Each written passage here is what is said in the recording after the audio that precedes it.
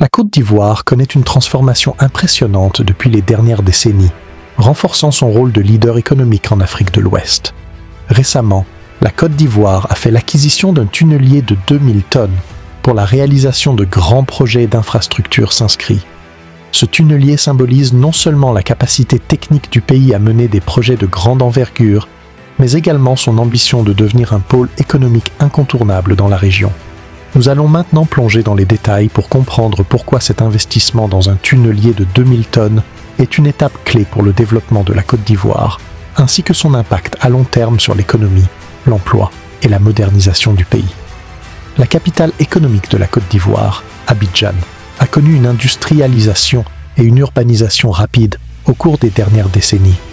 On estime que chaque jour, 2 millions de personnes passent plus de 2 heures à se rendre au travail en utilisant des bus, des minibus et des taxis partagés. Cela est dû à une infrastructure de transport public inadéquate, générant de nombreuses nuisances, des retards, des problèmes de pollution et de sécurité.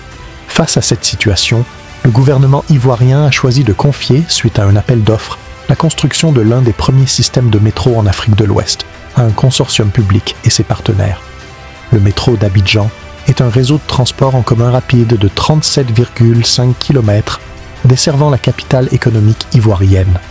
La construction a commencé en 2020 avec le début du service passager prévu en 2025.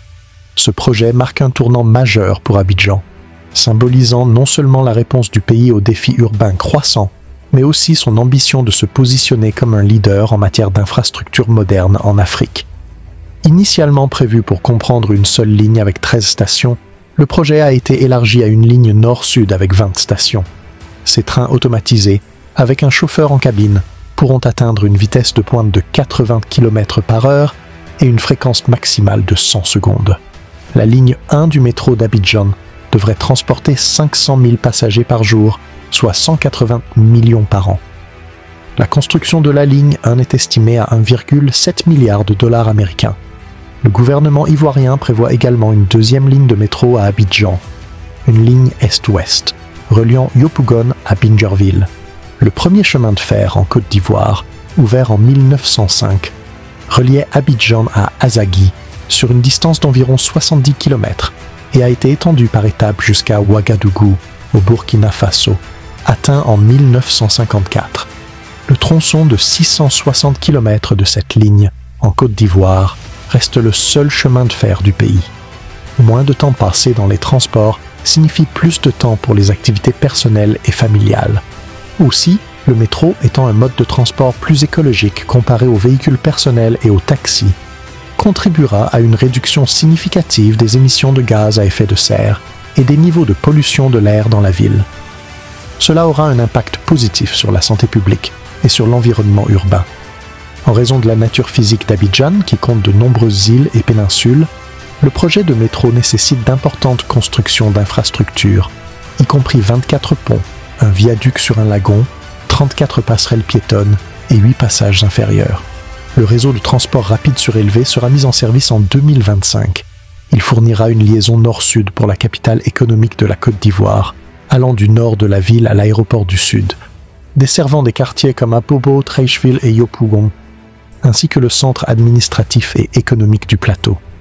Le transport ferroviaire urbain en Afrique est apparu comme une forme croissante de transit en raison de l'urbanisation rapide survenue au cours des dernières décennies. Certains de ces systèmes de transport en commun sont plus anciens et plus développés, comme le métro du Caire, ouvert en 1987, tandis que d'autres, comme le système de métro léger d'Addis Abeba, ouvert en 1915, sont beaucoup plus récents.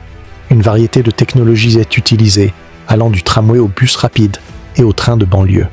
L'Afrique a vu un investissement minimal dans les infrastructures ferroviaires pendant plusieurs décennies, mais ces dernières années, en raison de la croissance démographique urbaine et de l'amélioration des options de financement, l'investissement dans les réseaux ferroviaires a augmenté.